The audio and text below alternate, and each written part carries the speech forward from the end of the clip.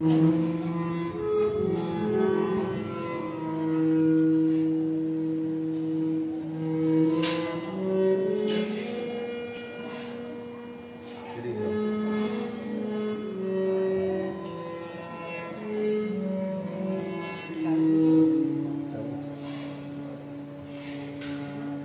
ज्ञानतिमिरान्धस्य ज्ञानाञ्जनशलाकया चक्षुरुन्मिलितं येन तस्मै श्रीगुरुवे नमः।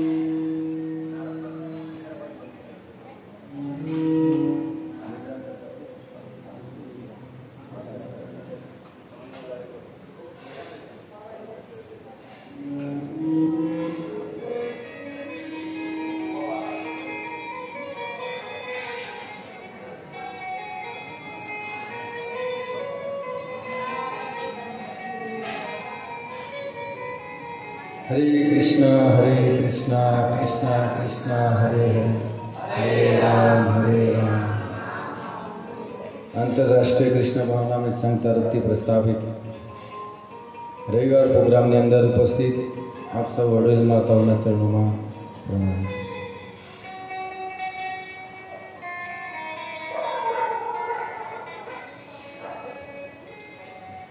બહુ સુંદર તહેવાર આવી રહ્યા છે। श्रावण मास प्रारंभ थई चुक्यो है। भगवान श्री कृष्ण जन्म, बलराम जी जन्म, रक्षाबंधन पवित्र तहेवारों आवी रह्या छे। तो एना संदर्भ में आजनी कथा है, तमे वाँच्यु छे बोर्ड में। आज गजेन्द्रजी ने नहीं याद करवा, आज याद करवा छे बलराम जी ने। बलराम जी नो जन्म क्यारे थयो तो कोई जाने छे? कया दिवसे थयो तो? बलराम जी नो जन्म श्रावण मास पूनम ना दिवसे थयो तो, जे 12 तारीखे पूनम छे। आ पूनम आवे ने पछी अंधारी शुरू थाय छे, एमां आठम ना कृष्णे जन्म लीधो, प्रागट थयेला छे। अहींया शब्द लखेलो छे प्रागट्य, जन्म नथी लखेलो। एनो अर्थ ये थाय छे कि भगवान नो कोई जन्म थतो नथी, प्रगट थाय छे। जन्म कोनो थाय? जीवनो। भगवान नो कोई जन्म होतो? बलराम जी नो प्रागट्य, एमनी अद्भुत कथा छे, एमना विवाहनी पण अद्भुत कथा छे। भगवान श्री कृष्ण नो जन्म थयो एना पहेला बलराम जी नो जन्म थयो हतो। केम बलराम जी पहला आव्या? जारे जारे भगवान प्रगट थवाना होय छे तो एना पहला एमना अनुचर, एमना पार्षदो पहला प्रगट थई जाय छे। केम? पालनपुर में कोई नेता आवाना होय तो पहला कोण आवे? कर्मचारी आवे ने। केम आवे छे? बधा बधी साफ सफाई करावे, बधी व्यवस्था करे। तो एक साधारण एक नेता आवता होय तो पण आटली व्यवस्था थती होय तो भगवान आवे छे। तो ज्यारे भगवान प्रगट थवाना होय छे जे जग्याए ए जग्याए एमना पहला पार्षदो आवी जाय छे, भगवानना सेवको आवी जाय छे अने बधी ज व्यवस्था भगवाननी करी नाखे छे। दरेक माताने विनंती बधा आगळ आवी जाओ, बीजा आवे तो त्यारे बेसी आगळ आई जाओ।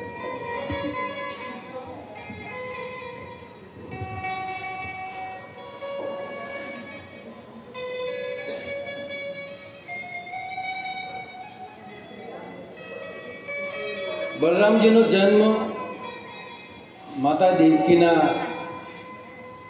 गर्भ में जયારે आव्या बलराम जी, पहला 6 पुत्रों तो वध करी दीधो तो कंसी। माता देवकी ना 6 पुत्रों वध कर्यो तो। 7मा गर्भ तरीके बलराम जी आव्या था। हवे 6 पुत्रों वध थयेलो એટલે વસુદેવ અને દેવકીને ચિંતા થઈ કે આ સાતમા પુત્રનો પણ વધ કરી નાખશે. એટલે ભગવાન શ્રી કૃષ્ણએ માયાને આદેશ આપ્યો. ભગવાનની જે માયા શક્તિ છે, અત્યારે જેને આપણે જગદંબા કહીએ છીએ, એ ભગવાનની માયા છે.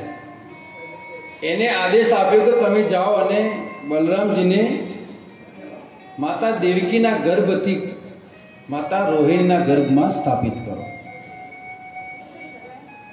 ભગવાન શ્રી કૃષ્ણએ કહ્યું.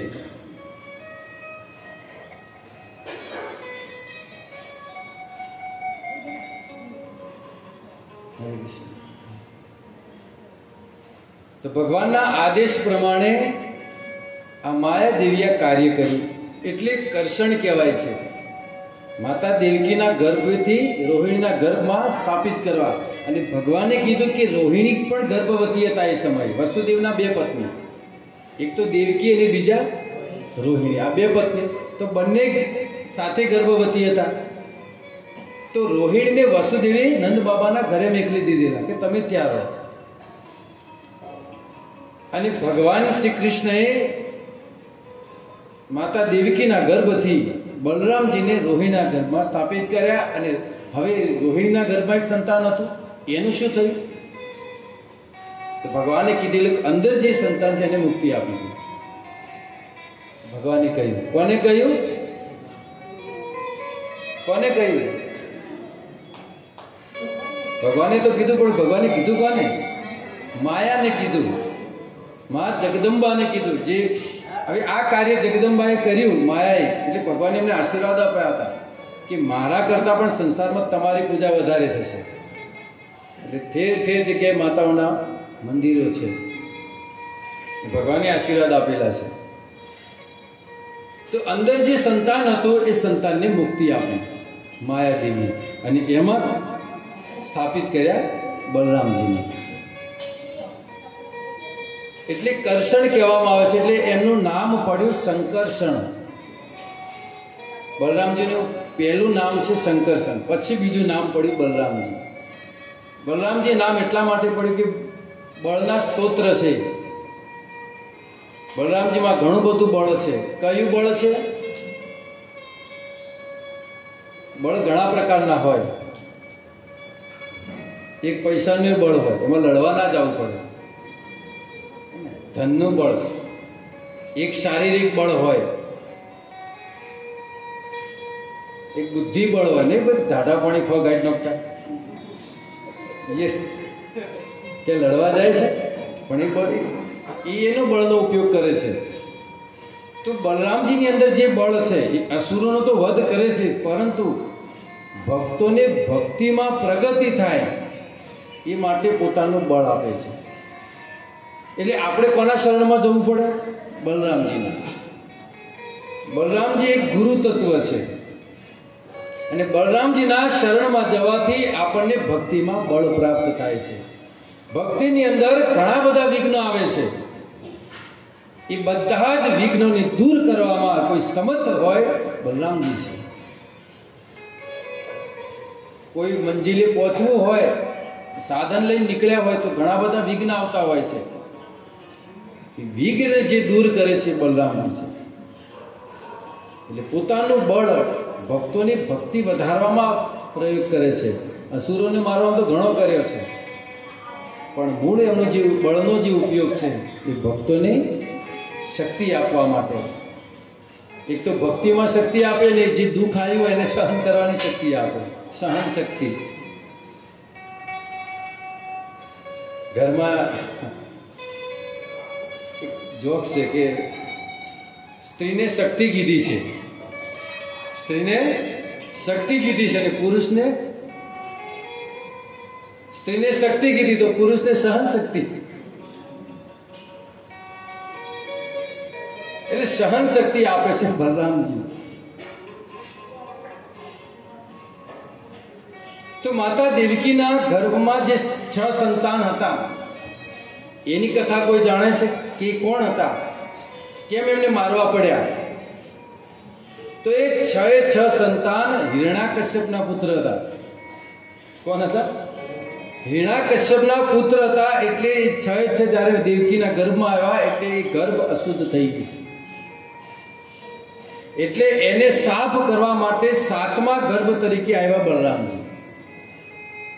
મેં કીધું પહેલા કે જ્યાં ભગવાન પ્રગટ થાય એના પહેલા એમના અનુસર પહોંચી જાય છે ભગવાનની બધી વ્યવસ્થા કરવા માટે. તે એ દૂષિત થયેલો ગર્ભને શુદ્ધ કર્યો, પવિત્ર કર્યો. કોણે? બલરામજી કર્યું. હવે બલરામજીનો જન્મ થયો. ક્યાં થયો તેમનો જન્મ? ક્યાં થયો હતો બલરામજીનો જન્મ? ગોકુળમાં થયો હતો. આ બધી લીલાઓ આપણે જાણવી પડે. કેટલાય વર્ષોથી આપણે બળે ઉજવીએ છીએ રક્ષાબંધન, પણ આ બધાની માહિતી આપણને હોવી જોઈએ. કોઈ પૂછે અચાનક ભાઈ કૃષ્ણનો જન્મ ક્યારે, બલરામનો જન્મ ક્યારે, રાધારાણીનો જન્મ ક્યારે, આપણને કઈ ખબર જ ના હોય. કથામાંથી આ વસ્તુ લેવાની છે. તો બલરામજીનો જન્મ થયો ગોકુળની અંદર, પણ બલરામજી શાંત રહેતા. બલરામજી શાંત રહેતા, કાંઈ બોલવાનું ને કાંઈ નહીં, રડવાનું ને કાંઈ નહીં. કેમ? કે રાહ જોતા હતા. કોની? કૃષ્ણની. કે કૃષ્ણ આવશે ને એટલે પછી ઉધમાટ મચાવશે, એ આવશે એટલે મસ્તી કરીશું, એટલે રાહ જોતા હતા કે ક્યારે કૃષ્ણ આવે, ક્યારે કૃષ્ણ આવે. અને પછી જ્યારે કૃષ્ણ ગોકુળમાં ગયા એટલે પછી કાંઈ બાકી મૂક્યું, કોઈને છોડ્યા નથી. કૃષ્ણની બલરામને માતાને હેરાન કર્યા, ગોપીઓની કેટલીય મટકીઓ ફોડી નાખી, ચોરીઓ કરી, આખા ગોકુળમાં ત્રાસ મચાવી દીધેલો બંને જણે. ત્યાં સુધી બલરામજી શાંત હતા. જ્યારે કૃષ્ણ ગયા ગોકુળમાં એટલે બહુ સ્માર્ટ મચાવ્યો છે. કમ્પ્લેન્ટો ઘણી જ હતી માતા યશોદા પાસે કે તમારો લાલો માખણ ચોરી કરે છે, ચોરી કરી કરી માખણ ખાય છે. યશોદા કે મારા ઘરમાં શું કાળો પડ્યો છે કે તમારા ઘરમાં એ ખાઈ ગઈ? મારે કેટલી ગાયો છે? 9 લાખ ગાયો છે. યશોદાને ઘરે 9 લાખ દૂધે. ભજન સાંભળ્યું છે ને? એ 9 લાખ ગાયો દૂધ આપે છે.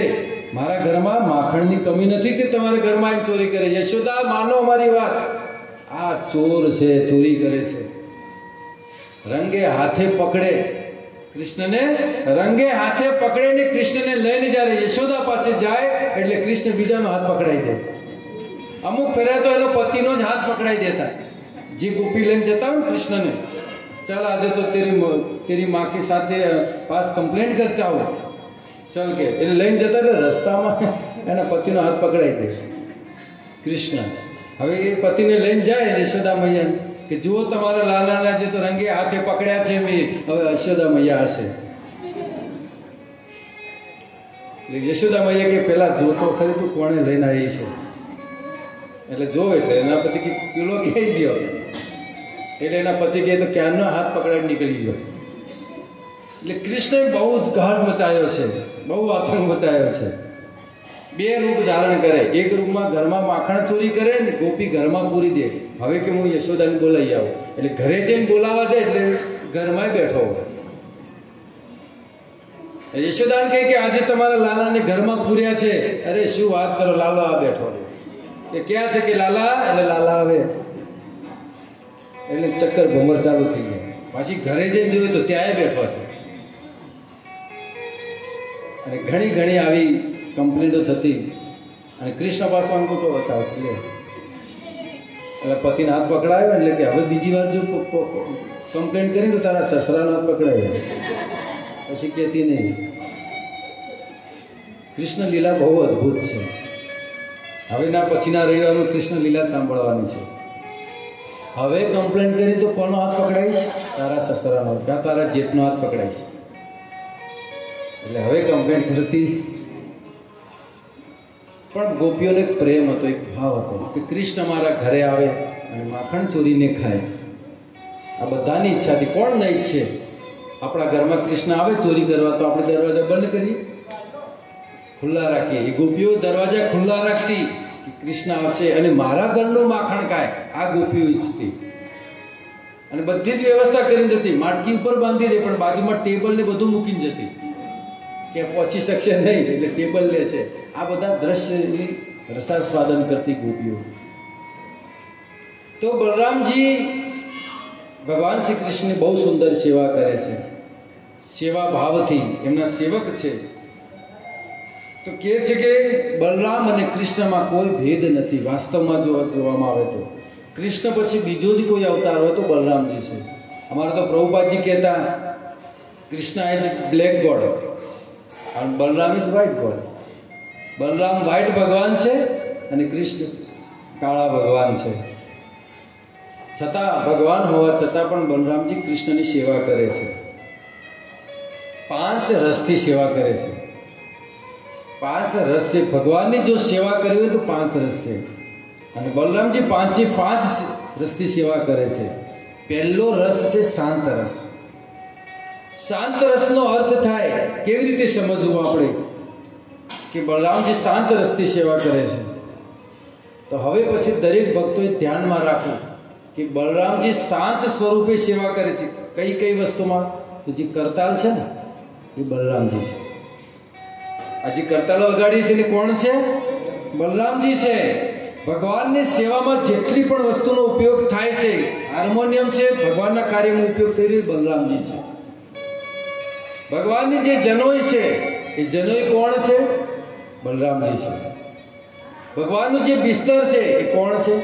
બલરામજી. શેષનાગ બલરામજી છે.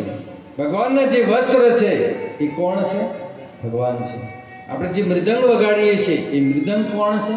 બલરામજી છે. આ શાંત સ્વરૂપે સેવા કરે છે.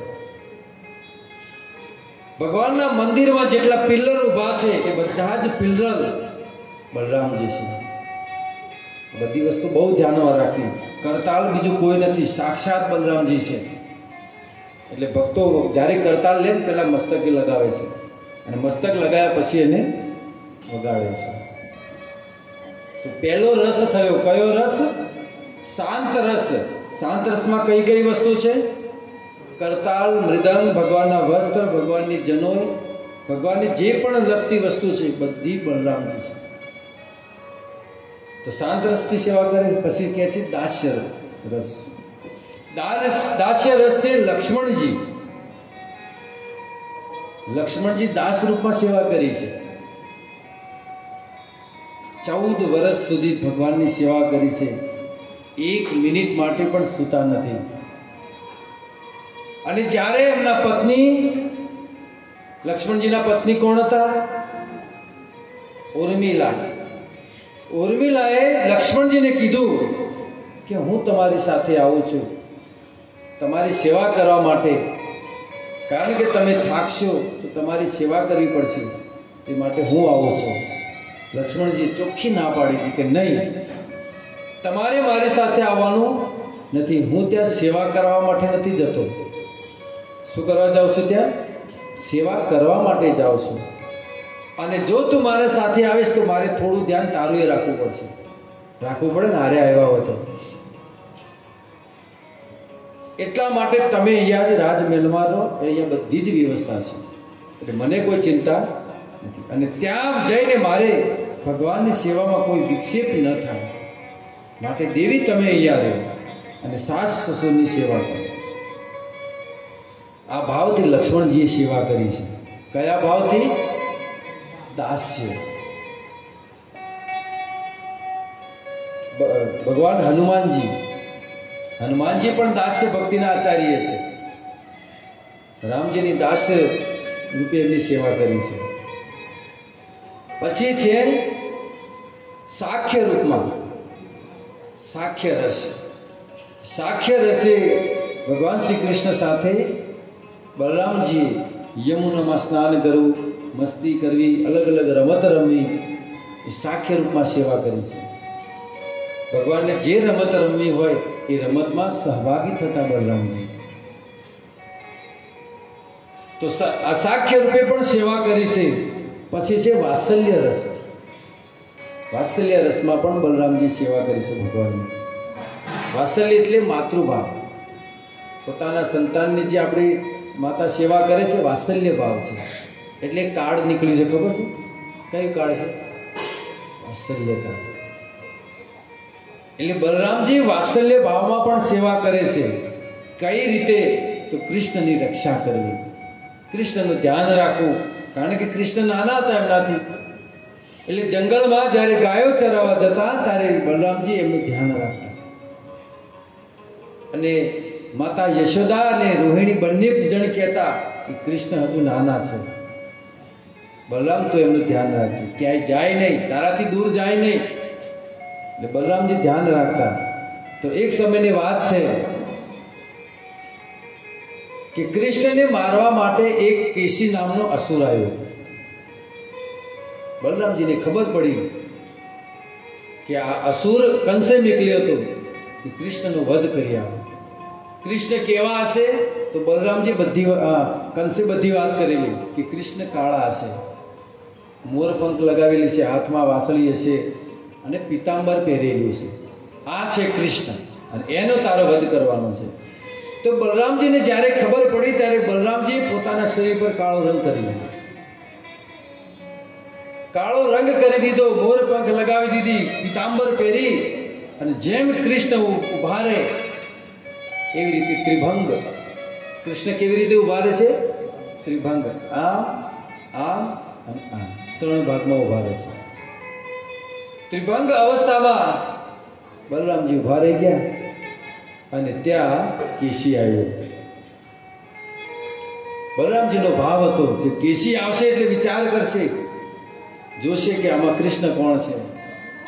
તો જેને કીધું છે કે કાળા રંગના છે, પીતાંબર પહેરે છે, તો સીધો કોની પર આક્રમણ કરશે? મારી પર આક્રમણ કરશે. એટલે હું એનો વધ કરી નાખીશ.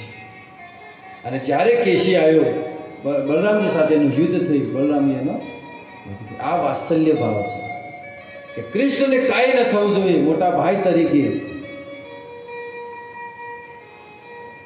પછી એક બીજો વિસ્તાર કરે છે બલરામજી અનંત મંજરીના રૂપમાં, માધુર્ય ભાવમાં સેવા કરે છે. બલરામજી અનંત મંજરી, મંજરી એટલે રાધારાણી, રાધારાણીની નીચે હોય સખીઓ, અષ્ટ સખી, એમના નીચે હોય મંજરીઓ.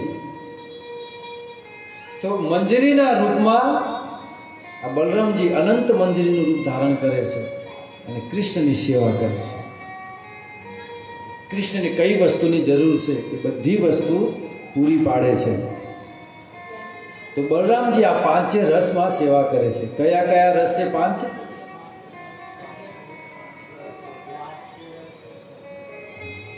પાંચ રસમાં સેવા કરે છે. તો બલરામજી આવી રીતે કૃષ્ણની રક્ષા કરે છે.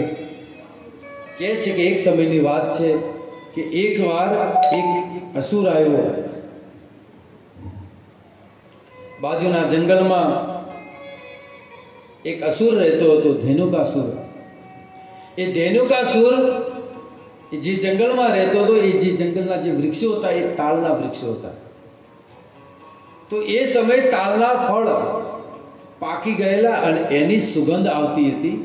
જ્યાં કૃષ્ણની ગોપ બાળો બધા ગાયો ચરાવતા હતા ત્યાં. તો બધા ગોપ બાળોએ બલરામજીને જેને કીધું કે આપણે કૃષ્ણને નથી કહેવું, બલરામજીને કહીએ, બલરામજી બહુ શક્તિશાળી છે. એટલે બધા જ ગોપ બાળો બધા ભેગા થઈ અને બલરામજીને કીધું કે દાऊ ભૈયા, આપકો કુછ खुशबू आती है? कोई कहीं केवो तो आવું माखन लगाओ પડે. आपको कैसे कोई खुशबू आती है? बलराम जी नहीं, मुझे तो नहीं आती. क्या बात करते हो, बहुत अच्छी खुशबू आती है, बहुत सुंदर खुशबू આવી રહી છે આ જંગલમાંથી તાલના ફળની, અને અમારે એ ફળ ખાવા છે. તમે કઈક વ્યવસ્થા કરો. કે કઈ વ્યવસ્થા? જાઓ અને જેમ ખાઈ લો. કે નહીં, એમાં એક અસુર રહે છે, ધેનુકાસુર. ધેનુકાસુરનો અર્થ થાય ગધાસુર. સંસ્કૃતમાં ગધેડાને ધેનુકાસુર એટલે કે ત્યાં અસુર રહે છે, ગધાસુર. અને એ કોઈને ફળ ખાવા દેતો નથી. પક્ષીઓને પણ મારી નાખે છે, પ્રાણીઓને મારી નાખે છે, કોઈને ફળ ખાવા દેતો નથી. એટલે અમે તમને કહીએ છીએ કે અમારે એ ફળ ખાવા છે ને તમે અમારે હારે ચાલો. બલરામજી કે આમાં શું વાત, ચલો સાથે. બલરામજી ગયા અને સાથે કૃષ્ણને પણ લેતા ગયા. અને બલરામજી છે સૌથી પહેલું જે પાકેલું ફળનું જે ઝાડ હતું એને બરાબર બલરામજી હલાવ્યું અને બધા ફળ નીચે પડવા લાગ્યા. તો નીચે પાંદડા હતા તો ફળ પડતા તો એનો અવાજ આવતો હતો અને આ અવાજના લીધે ધેનુકાસુર જાગી ગયા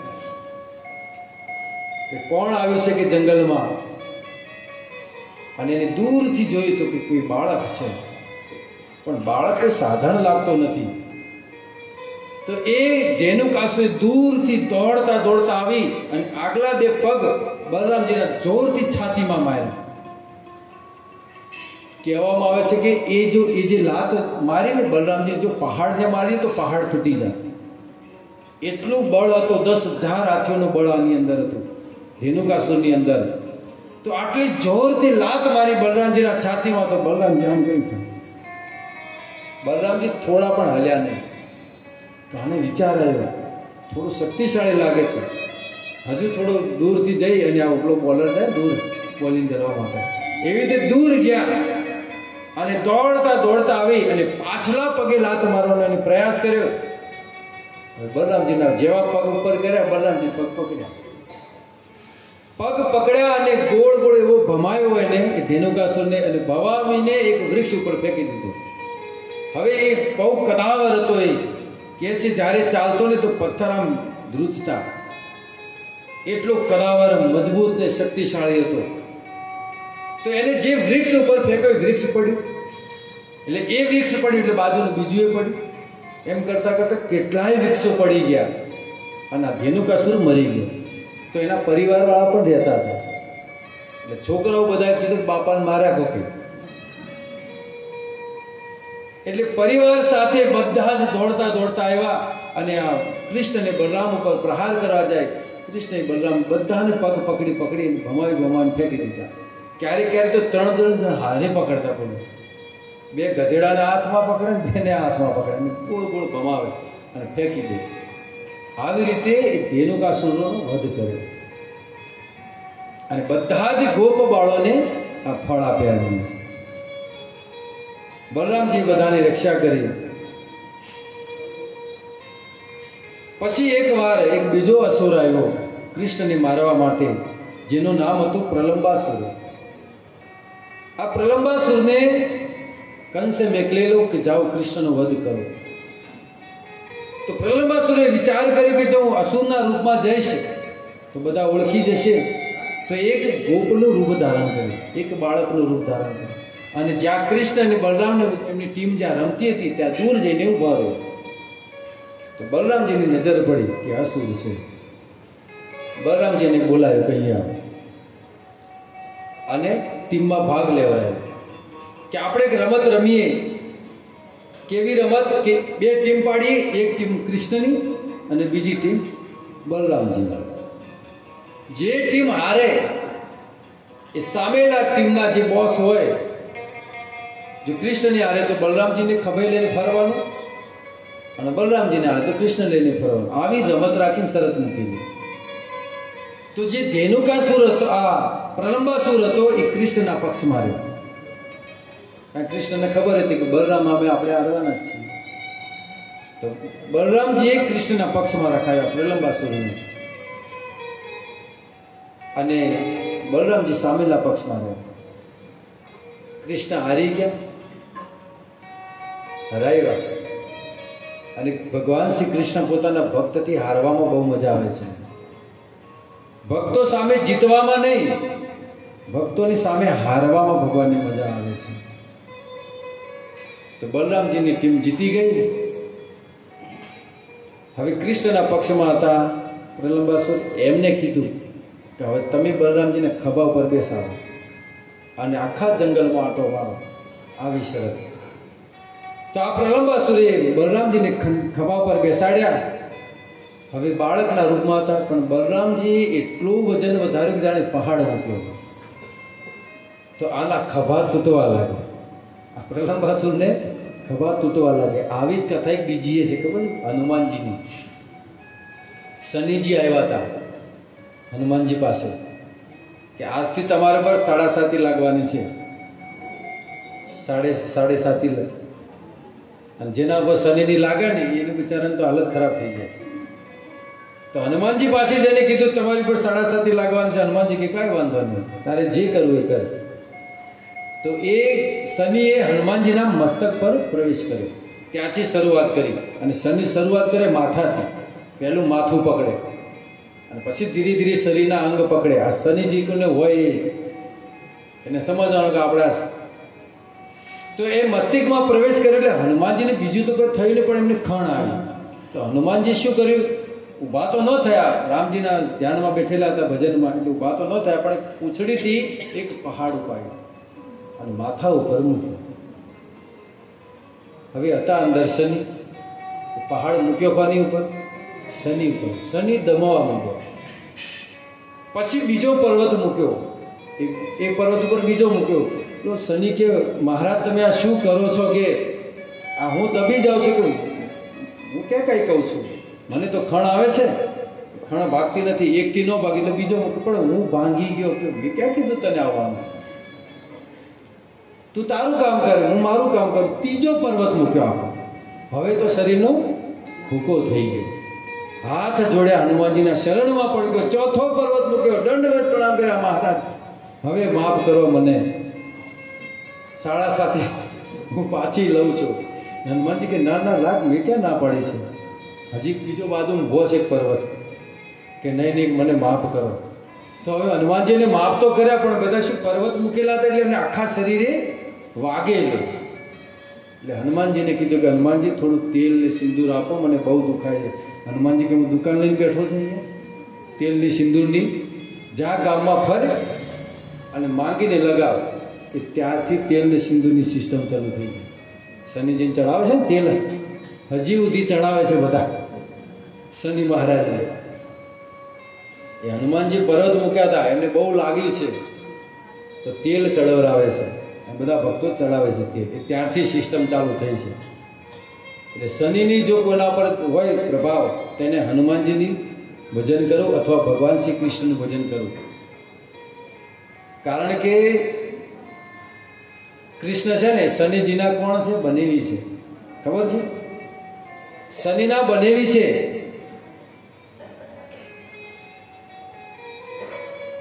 સૂર્યના 3 પુત્ર, 3 સંતાન, શનિ, યમરાજ અને યમુના. આ 3 ભાઈ બહેન છે. તો યમુનાજી કૃષ્ણના પત્ની છે. તો હાળા થયા કે નહીં કૃષ્ણના? અને જીજાજી કેવું તો હાળા માનવું પડે કે? હા, જીજાજી કહે કે ભાઈ હાળાજી આમ કરો, ત્યાં નજર નાખવીને ત્યાં મારા ભગત છે.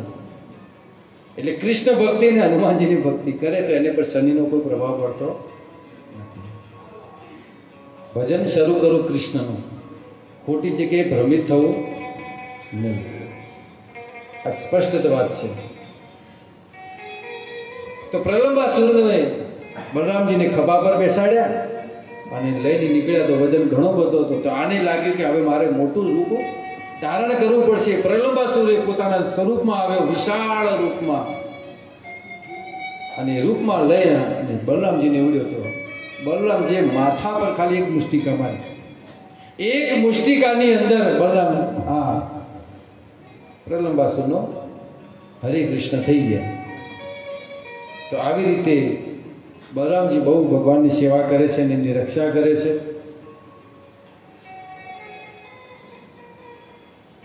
એમના વિવાહની કથા પણ બહુ અદ્ભુત છે.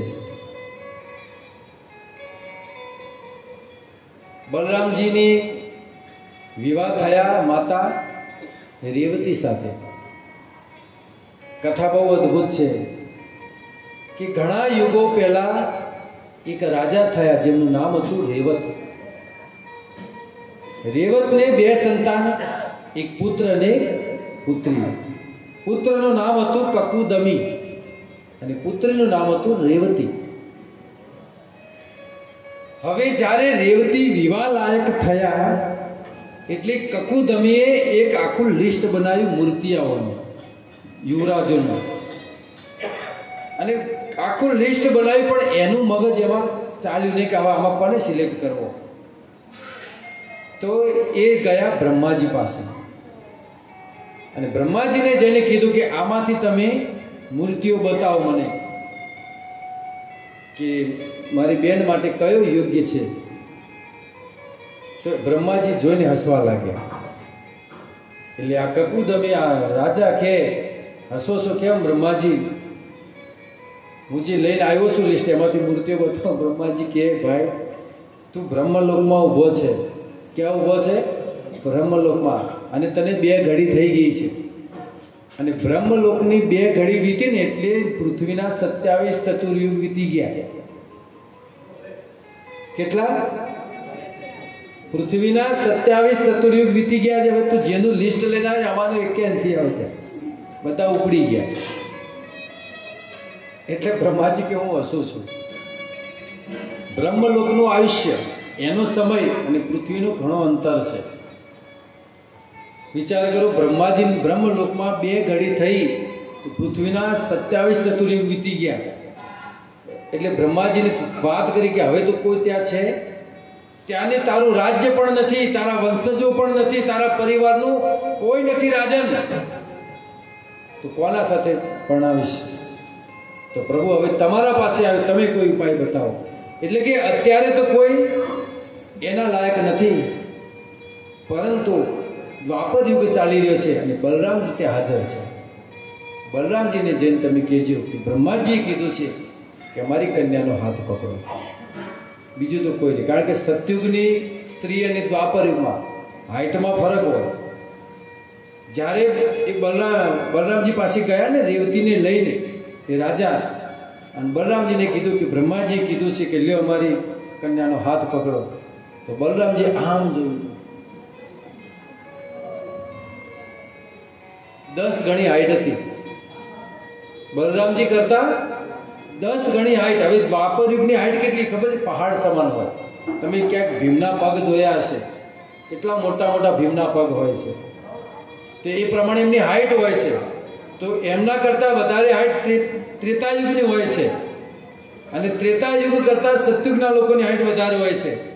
એટલે આપણે જ્યારે વૃંદાવનમાં જઈએ છીએ ને યાત્રામાં, એટલે આપણને વિચાર આવે છે ક્યારેક ક્યારેક કે ક્યાં ગોકુળ, ક્યાં આ ગોવર્ધન, ક્યાં નંદગાંવ, ક્યાં બરસાના, જેની અંદર 50-100 કિલોમીટરનો અંતર છે, તો કૃષ્ણ ગાયો ચરાવે ત્યાં જતા. એટલે આપણને એક વિચાર આવે, પણ એ પ્રમાણે હાઈટ જોઈએ ને તો એમના માટે બેતરપુરા જ છે. લક્ષ્મણ ટેકરીથી બેતરપુરા ગાય ચરાવતા હતા ને એવું જ છે. કારણ કે ચાલે એવી રીતે એ 100 ડગલા ભરે ને આપણે 1 ડગલું ભરી, અરે એમનું 1 ને આપણા 100. એ રીતે બધી વ્યવસ્થા હોય છે સમય અનુસાર, યુગ પ્રમાણે. તો બલરામજી આમ જોયું, બલરામજીને વિચાર આવ્યો કે ક્યાં મેળ આવે. તો એમને હળ લીધું, હળ લઈ અને રેવતીના મસ્તક પર ભરાયું, અને એક પગ એમના પગ ઉપર મૂક્યો અને હળ નીચે ખેંચ્યું અને લેવલ લાવી દીધા. હરે કૃષ્ણ, હરે કૃષ્ણ.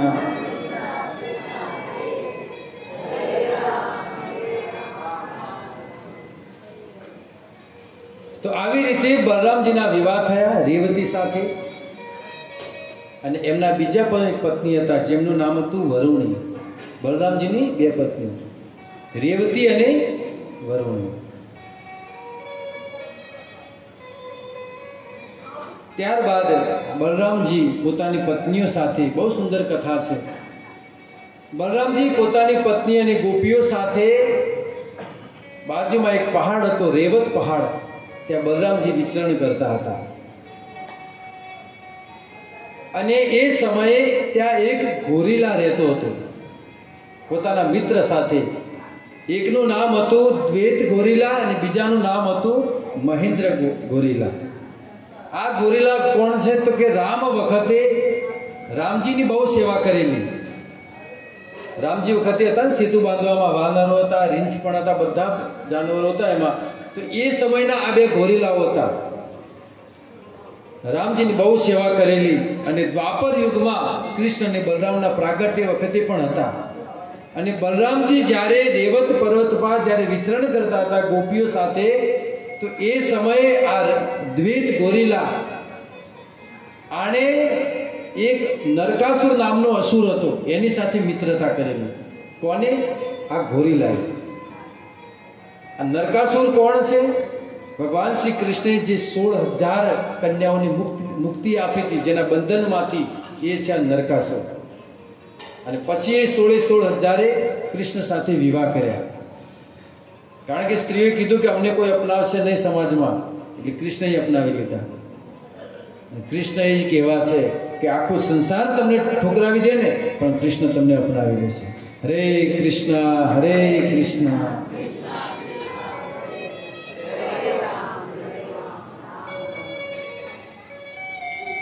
તો આ દ્વૈત ગોરીલા, એની અંદર સુંદર સારા સંસ્કાર હતા, પણ એને સોબત કરી એક અસુરનો. એટલે અસુરનો સોબત કરવાથી, મિત્રતા કરવાથી એની અંદર આસુરી ભાવ આવી ગયો. આ સૌથી મોટી વસ્તુ છે. સજ્જન વ્યક્તિ પણ જો સોબત ખરાબ હોય તો દુર્જન બની જાય. એટલે જ આપણી મિત્રતા કોની સાથે છે એ ધ્યાનમાં રાખવું જોઈએ. સમાજમાં ઘણા મિત્રો છે, તમને વ્યસન શીખવાડશે, ખોટા માર્ગ તમને લઈ જશે. એટલા માટે મિત્રતા સારી હોવી જોઈએ. ને તો કહે છે કે એવા નરકમાં નાખી દેશે ને, ક્યારે બહાર નહીં નીકળી શકો. જુઓ, રામની સેવા કરવા વાળો કોની સેવા કરે છે? અરે રામની સેવા કરી છે. રામ સામે ઉભેલા છે, કેટલા વર્ષો સુધી રામના સાથે રહ્યા છે, રામનો સ્પર્શ પણ કર્યો છે. અને એવા દ્વૈત ગોરીલાએ અસુરનો સોબંધ કરી અને આસુર બની ગયો. સૌથી એટલે અમારા ચૈતન્ય મહાપ્રભુ કહે છે કે ખરાબ સોબત ક્યારે ન કરવો જોઈએ. અસત સંગ ત્યાગા એ વૈષ્ણવ આચાર. ક્યારે ખરાબ વ્યક્તિઓના સંગમાં ન રહેવું જોઈએ. એટલા માટે આ દ્વૈત ગોરીલા જ્યારે ભગવાને નરકાસુરનો વધ કર્યો, તો આ ક્રોધિત થયેલો આ દ્વૈત ગોરીલા, અને આને આખા સંસારમાં આતંક મચાયેલો. અને સૌથી વધારે દ્વારિકાની અંદર, દ્વારિકાનું એક નામ હતું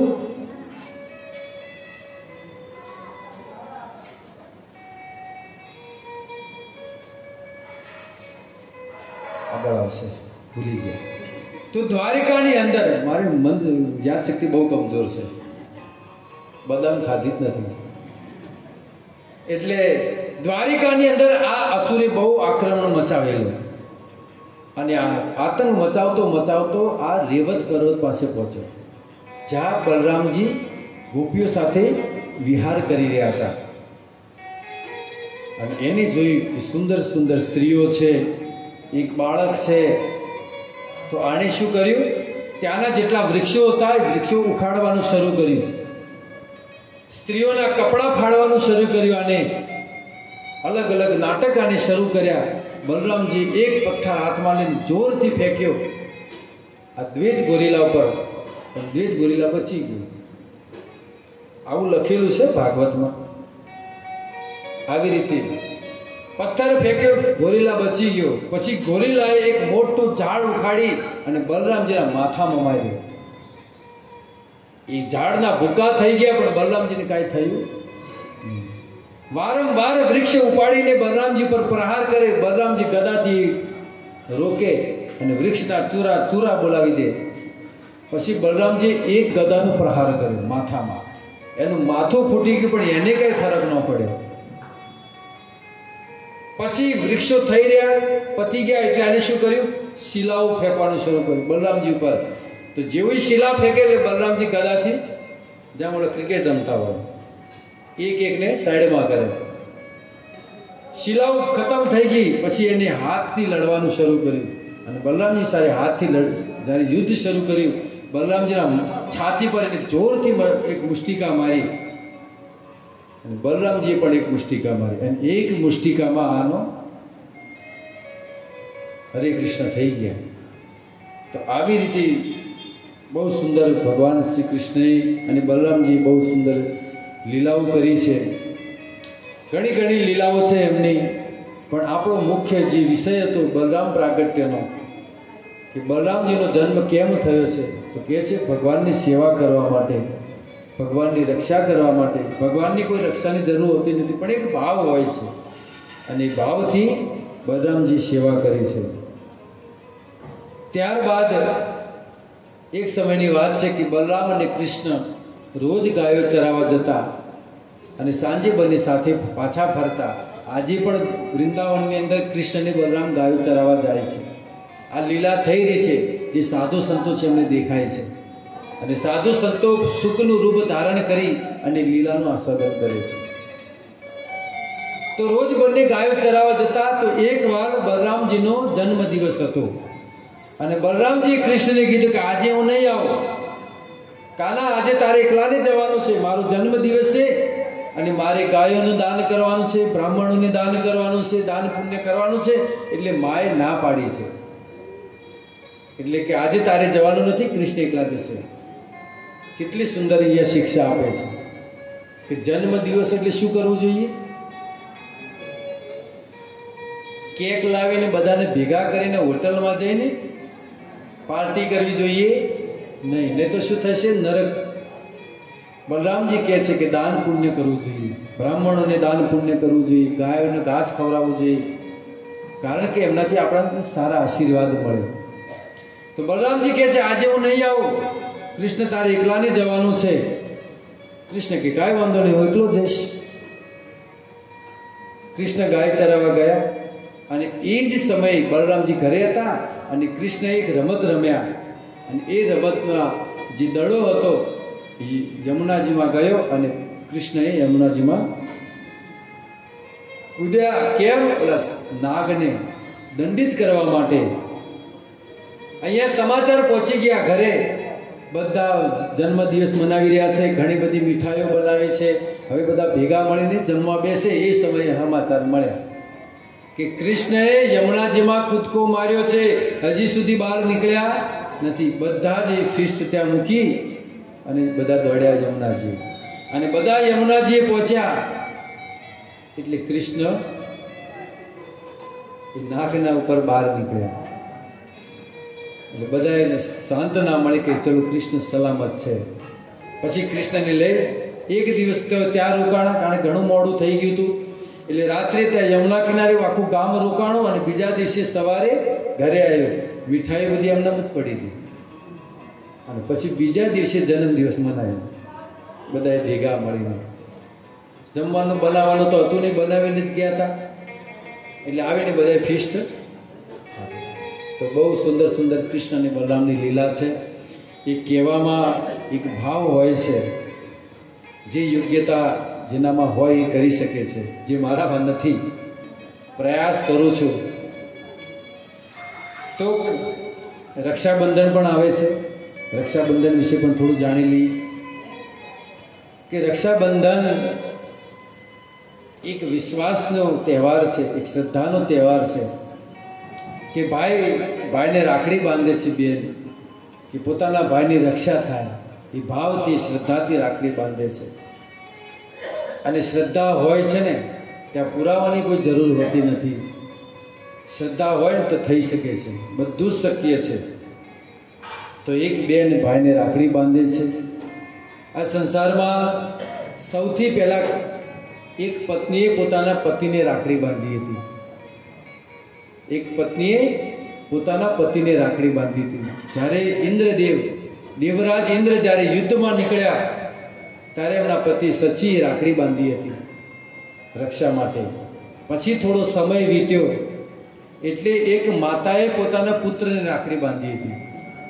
માતા કુંતાએ અભિમન્યુને રાખડી બાંધી હતી.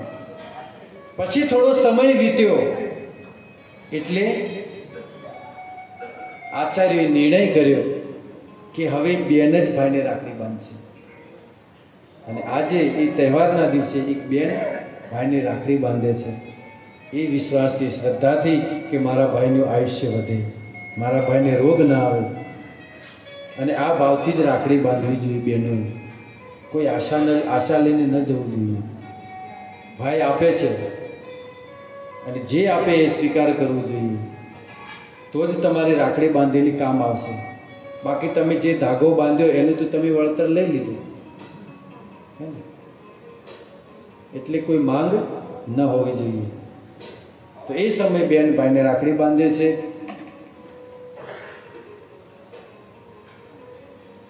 અને આશીર્વાદ મળે છે એમને. એ સમયે બેનને બહુ ભાઈ યાદ આવે છે. અમારા માતાજી છે કે જેમના ભાઈ અત્યારે નથી. બહુ સુંદર ભક્ત હતા અને મારી કથામાં પણ આવતા, પણ આજે હાજર નથી. બહુ સુંદર ભક્ત હતા. કથાઓ સાંભળી અને કથા પૂરી થઈ અને થોડા સમય પછી એમનું નિધન થયું હતું. એમના ઘરે કથા પણ કરી હતી. તો એમાં ચિંતા ન કરવી કે તમારા ભાઈને સદગતિ જ થઈ છે, કારણ કે એમની પાછળ કથા થઈ છે અને પોતે પણ રામકથા આખી સાંભળી ગયા છે. 12 દિવસથી કથા સાંભળી હતી. એક જગ્યાએ બેસી સમયસર આવી જવું અને કથા પૂરી થઈ પછી જવું. આ એક શ્રોતાનું એક કર્તવ્ય છે કે જ્યારે કથા પ્રારંભ થાય એના પહેલાં પહોંચી જવું જોઈએ. કથાનું ફળ ત્યારે મળે છે. કથા આપણી 11:30 થાય છે તો 11:30 બધા ભક્તોએ આવી જવું જોઈએ. તો એ સમયે રાખડી બાંધે છે કે બેન ભાઈને. અને એની પણ એક સુંદર લીલા છે કે એકવાર ભગવાન વામન રૂપમાં બલિ મહારાજનું અહંકાર તોડ્યો અને બલિ મહારાજને ઇન્દ્રાસન આપવાનું હતું, પણ કે અત્યારે જે ઇન્દ્ર રાજ્ય કરી રહ્યા છે, પછી જ્યારે આવતા મન્વંતરની અંદર હું તમને ઇન્દ્ર બનાવીશ, પણ ત્યાં સુધી તમે સૂતરલોકનું રાજ્ય સંભાળો. એટલે બલિ મહારાજે કીધું કે સૂતરલોકની અંદર મને ફાવશે ને એ લોકો સાથે, એટલે કામ કરો પ્રભુ, તમે પણ મારી સાથે ચાલો. તો ભગવાન શ્રી કૃષ્ણ એમની સાથે ગયા, ભગવાન વિષ્ણુ એમની સાથે ગયા. અને આજે પણ ભગવાન વિષ્ણુ એ સૂતરલોકમાં બલિ મહારાજ રાજ્ય કરે છે અને એના દ્વારપાળ છે ભગવાન વિષ્ણુ. તો એ આ લીલા જ્યારે થઈ, બલિ મહારાજ વિષ્ણુને લઈને ગયા, ઘણો સમય વીતી ગયો અને ભગવાન વિષ્ણુ પાછા ફર્યા નહીં. એટલે માતા લક્ષ્મીએ બ્રહ્માણીને ફોન કર્યો, માતા પાર્વતીને ફોન કર્યો કે તમારા ભાઈ હજી સુધી ઘેર આવ્યા નથી, ખબર નહીં ચો જાય, કહેવાય રહ્યા નહીં, હજી સુધી પાછા ફર્યા નથી. એટલે ચિંતામાં હતા અને એ જ સમયે નારદ મુનિ ત્યાં પહોંચ્યા અને નારદ મુનિએ કીધું નહીં આવે, એ નહીં આવે. કેમ? કે ત્યાં બંધાઈ ગયા છે એટલે આવશે નહીં. તો નારદજી તમે કોઈ ઉપાય બતાવો એમને ઘરે, કેમ હાલે એમના વગર? તો પાછા હવે કાંઈક ઉપાય બતાવો. એટલે નારદ મુનિ કહે છે કે આજથી હવે 6-7 દિવસ પછી રક્ષાબંધન આવે છે, તમે રાખડી લઈ અને બલિ મહારાજને ભાઈ બનાવો. આખી સિસ્ટમ કીધી, કારણ કે તમે રાખડી બાંધશો એટલે બલિ મહારાજ કહે છે કે બોલ બેન તારે શું જોઈએ છે, એમાં માંગી લેજો તમારે એમને. એટલે એ રીતે માતા લક્ષ્મી ગયા સૂતરલોકમાં અને સૂતરલોકમાં ગયા પછી બલિ મહારાજને ભાઈ બનાવ્યા, એમના હાથમાં રાખડી બાંધી અને બલિ મહારાજે કીધું બોલો બેન તમારે શું જોઈએ છે? કે તમારા જીજાજીને મુક્ત કરો, તમારા જીજાજીને છોડો. એટલે પછી એ દિવસથી એમને છોડ્યા. પણ બલિ મહારાજે કીધું પ્રભુ રોજ જશો તો નહીં મેળ આવે, ક્યારેક ક્યારેક અહીંયા આવજો. એટલે વર્ષમાં એક વખત ભગવાન ત્યાં જાય છે. હરે કૃષ્ણ કૃષ્ણ કૃષ્ણ હરે હરે. આપણા અંદર જો ભક્તિ હોય ને તો ભગવાન પણ બંધાય છે, પ્રેમના તાંતણે બંધાય છે. તો દરેક ભક્તોને એક જ વિનંતી છે કે કૃષ્ણ ભક્તિમાં એટલા પરોવાઈ જાઓ કે કૃષ્ણ આપણી આધીન થઈ જાય. કૃષ્ણ ભક્તિ કરો, રામ ભક્તિ કરો, શિવ ભક્તિ કરો, લાગે લારો બસ. અને બીજી બધી જે પાખંડી લોકો છે એમનાથી બચતા હોય. તો કથા અહીંયા આપણે વિરામ આપીએ છીએ. દરેક ભક્તને એક વિનંતી છે કે દરેક ભક્તો સમયસર અહીંયા આવો, કારણ કે એક સમસ્યા થાય છે કે પછીથી ભક્તો આવે છે તો પ્રસાદમાં થોડી તકલીફ થાય છે. કેટલી બનાવો એટલું મેનેજમેન્ટ રહેતું નથી. એટલે સમયસર આવો. આપણે જ પ્રસાદ બનાવવાનો છે ને આપણે જ લેવાનો છે. આ મંદિર મારું નથી, હું તો એક ખાલી નોકર છું અહીંનો, કે બધું ધ્યાન રાખું છું. બાકી મંદિર ભક્તો તમારું છે. મંદિર કોનું હોય? ભક્તોનું હોય, ભગવાનનું હોય. હું તો ખાલી ધ્યાન રાખું છું. તો તમારું જ મંદિર છે, તમે સમયસર આવો, તમે બધા સેવા કરો અહીંયા. અને મંદિરને સાચવો. દરેક ભક્તને મારી હાથ જોડીને વિનંતી છે કે એક રવિવાર આપણે અઠવાડિયામાં એક દિવસ જો વહેલા ના આવી શકીએ તો મનુષ્ય અવતાર શા માટે મળ્યો છે એની તો કિંમત સમજો આપણે. કે જે મારી સાથે નથી આવવાનું એની માટે તો હું 7 દિવસ મહેનત કરું છું. જે સાથે આવવાનું છે એના માટે હું 2 કલાક પણ સમયસર નથી કાઢી શકતો. દરેક ભક્તોને નમ્ર વિનંતી, સમયસર આવો. પછી પ્રસાદ લીધા પછી દરેક ભક્તે જાતિ થાળી ધોવાની રહેશે. અને એક બહુ સુંદર અહીંયા મોટું દાન આવ્યું છે. અહીંયા એક વ્યાસપીઠ બની રહી છે જેનું કામકાજ અશોકભાઈ કરે છે, પોતે મેવાડા છે.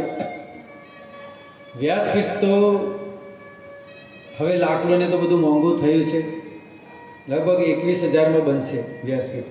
તો 21,000માં 11,000નું દાન આવ્યું છે હેમાબેન હેમરાજભાઈ ચૌધરી એમના તરફથી. તો હરે કૃષ્ણ મહામંત્રથી એમનું અભિવાદન કરીએ.